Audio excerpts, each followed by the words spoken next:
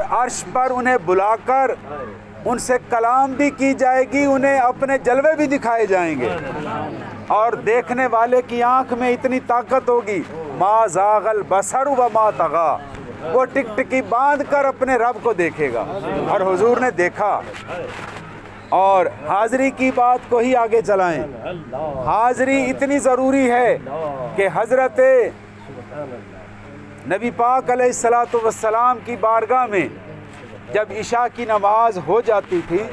تو صحابہ کرام اجازت لے لے کر اپنے گھروں کو روانہ ہوتے تھے، تو پتہ ہے سب سے آخر میں جس کو اجازت ملتی تھی ان کا نام ہے سیدنا ابو بکر صدیق۔ اللہ ہے، اللہ ہے، اللہ ہے، اللہ ہے، اللہ ہے، اللہ ہے، اللہ ہے، اللہ ہے، اللہ ہے، اللہ ہے، اور سیدنا صدیق اکبر رات میں سب سے آخر میں جانے والے، اور حضور کی حاضری کا اتنا شوق کہ رات کے چند لمحے اپنے گھر میں اپنے بستر پر بڑی مشکل سے گزارتے تھے، اور جب صبح ہوتی تھی، جب اذانیں ہوتی تھی،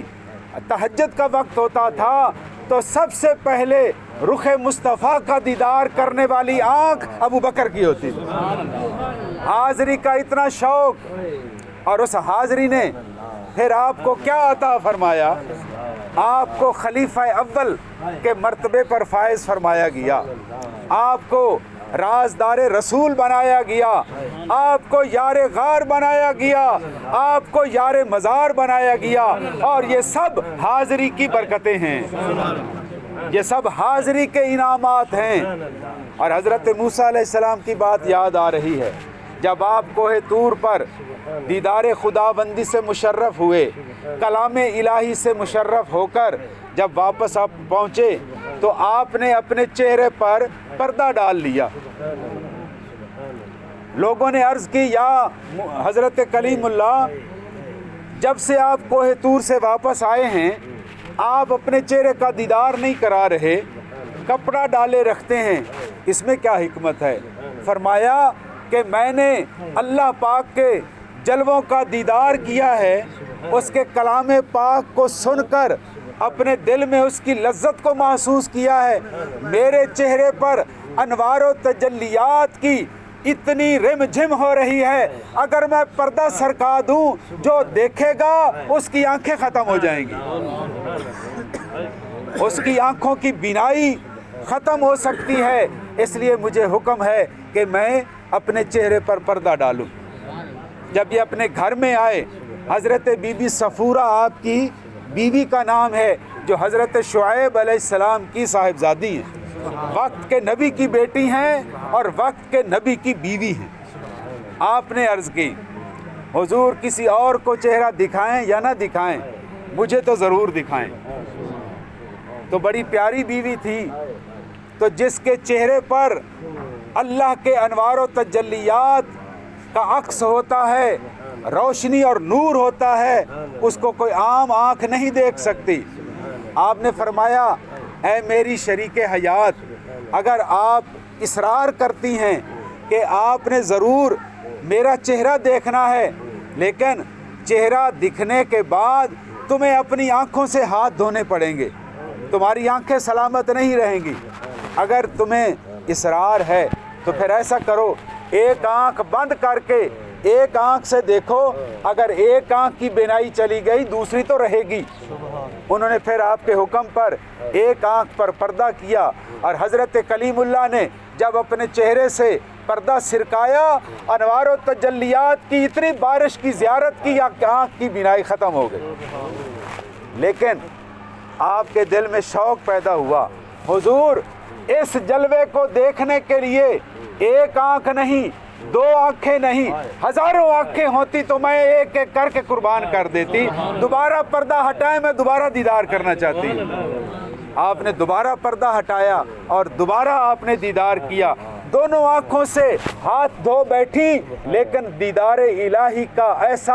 ایسی لذت نصیب ہوئی کہ فرمانے لگی کہ آنکھوں کو قربان کرنا قبول ہے، لیکن چہرہ یار کو دیکھنا، چہرہ خدا کو اور اللہ کے جلووں کو دیکھنا یہ بند نہیں کر سکتے۔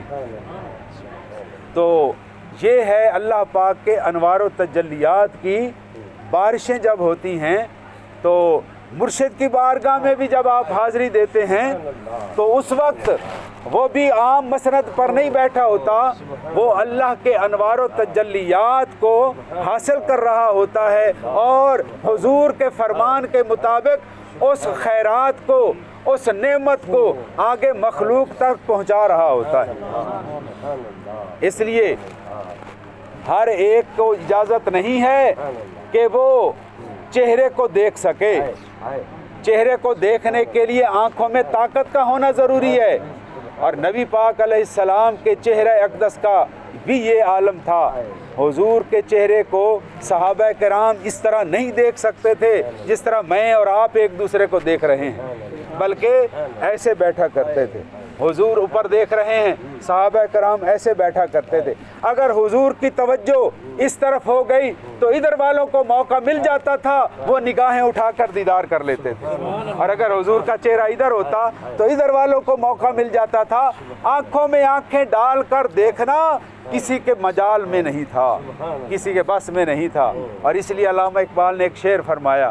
کہ عین وصال بھی مجھے حوصلہ نظر نہ تھا۔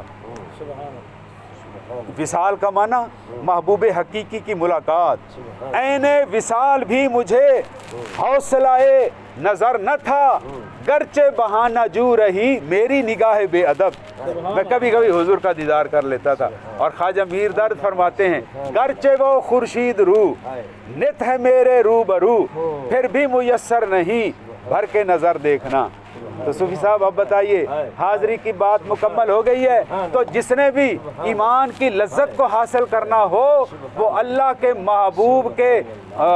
جو فرما بردار اولیاء کرام ہیں ان کی بارگاہ میں حاضری بھی دیں، ان سے روحانی فیض بھی حاصل کریں۔ حاضری دینا آپ کا کام ہے، آپ کے دل کو صاف کرنا مرد درویش کا کام ہے۔ اللہ ہے، اللہ ہے۔